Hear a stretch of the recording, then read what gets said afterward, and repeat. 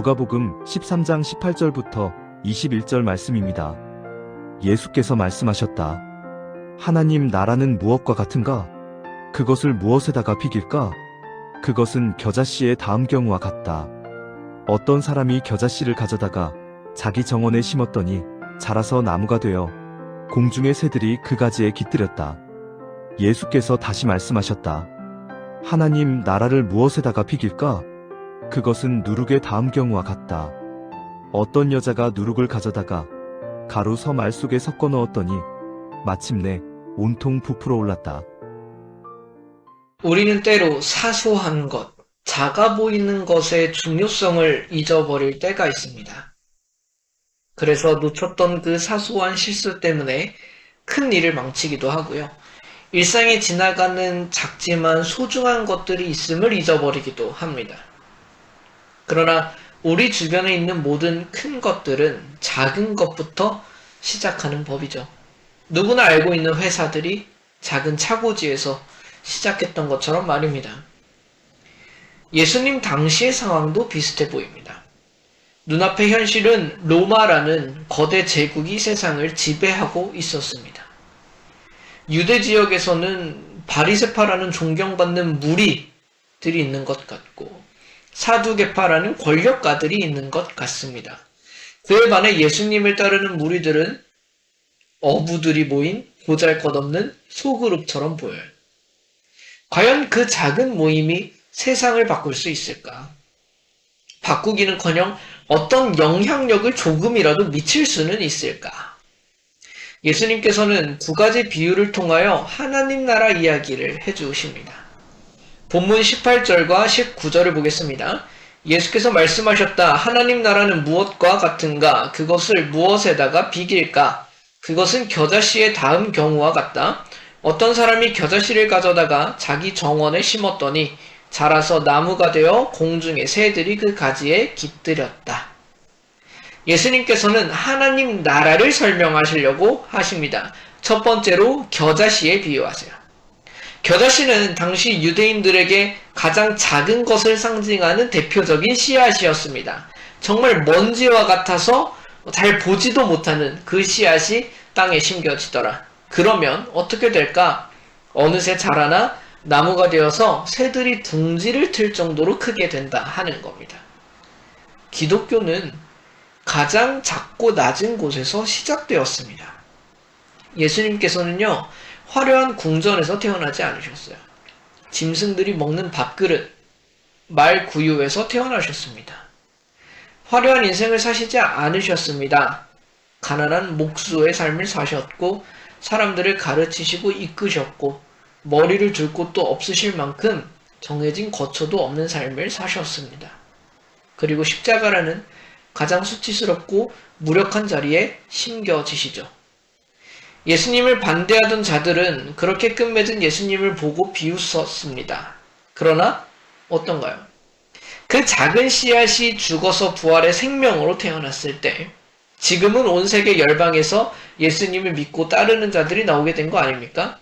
모두가 비웃던 그 씨앗이요, 세상을 품어내는 나무가 되었습니다. 하나님 나라가 작아 보이냐? 예수님을 믿는 것이 하찮아 보입니까? 창피한가요? 아무런 힘도 없는 것 같습니까? 예수님 당시에는 상상하지도 못했던 시기를 우리는 살고 있습니다. 그리고 앞으로도 그럴 거예요. 이 힘이 하나님 나라에 있는 것이기 때문에 그렇습니다. 이어서 두 번째 비유를 보죠. 본문 20절과 21절입니다.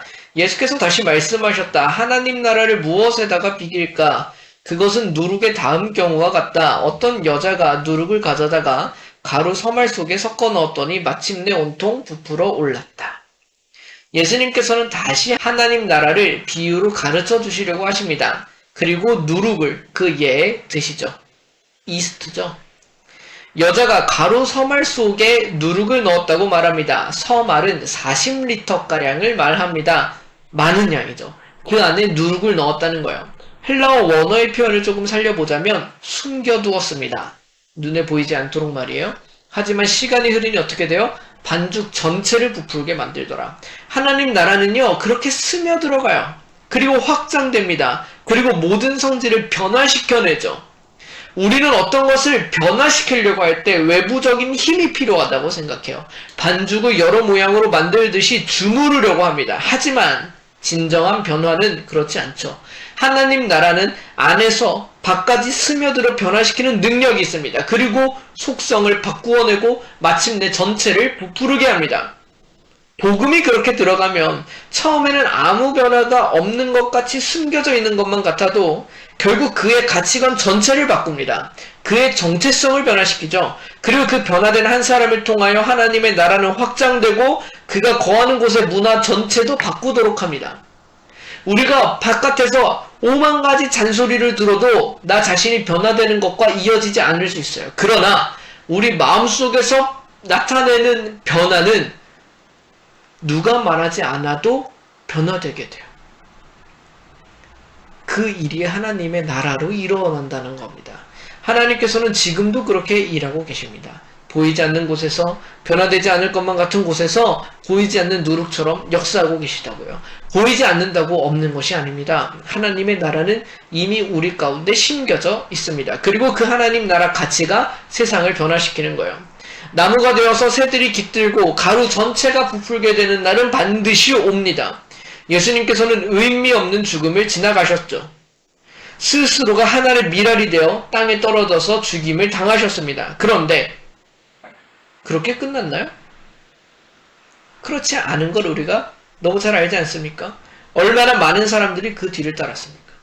예수님의 십자가 현장에서 다 도망갔던 그 제자들이 사도 요한, 그 한 사람을 제외하고 다 순교하지 않았습니까? 얼마나 담대해졌냔 말입니다.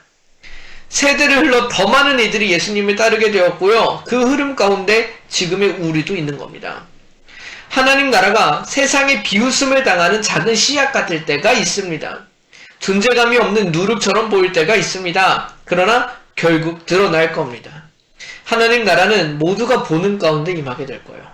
하나님 나라의 확장을 우리가 목도하게 될 겁니다. 누구도 부인하지 못할 만큼 그 나라는 우리 가운데 이루어질 겁니다. 지금 우리의 믿음이 부끄럽나요? 복음의 가치가 망설여집니까? 우리의 모습이 초라해 보이나요? 낙심하지 마시고, 두려워하지 마시고, 부끄러워하지 마십시오. 하나님 나라는 이미 우리 안에 심겨졌고 열매를 맺을 때까지 멈추지 않을 겁니다.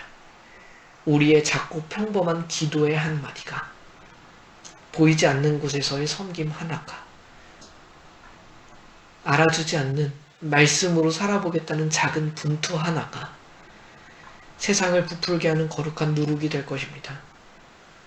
그리스도인으로 살아가는 우리의 삶이, 용서와 사랑을 행하면 힘도 없어 보이는 그 삶이, 영향력도 없어 보이는 그 삶이 어떤 열매를 맺을까 의심될 때, 그렇지 않음을 예수님께서 보여주셨던 것처럼 보이지 않게 퍼져나가 나중에는 어떤 것보다 커질 수 있음을 우리가 믿었으면 좋겠습니다. 하나님 나라는 결국 승리합니다. 결국 모두가 하나님 나라를 목도하게 될 것입니다. 그 믿음으로 오늘 우리에게 주어진 삶의 자리에서 기쁘게 그 나라의 삶을 살아가는 사람들이 되기를 주님의 이름으로 축복합니다. 잠시 함께 기도합시다. 하나님 아버지, 세상의 크고 화려한 것에 마음을 뺏겨 우리 안에 심긴 하나님 나라의 가치를 잊고 살았음을 회개합니다. 작지만 생명이 있는 겨자씨처럼, 보이지 않지만 전부를 변화시키는 누룩처럼 우리 삶 속에서 일하시는 주님을 신뢰하게 하여 주십시오. 당장 눈에 보이는 결과가 없더라도 끝내 승리할 하나님의 나라를 바라보며 오늘도 우리에게 주어진 작은 일상의 순종을 기쁨으로 감당하게 하여 주십시오. 온 세상을 하나님 나라로 삼으실 예수 그리스도 이름으로 기도드립니다. 아멘.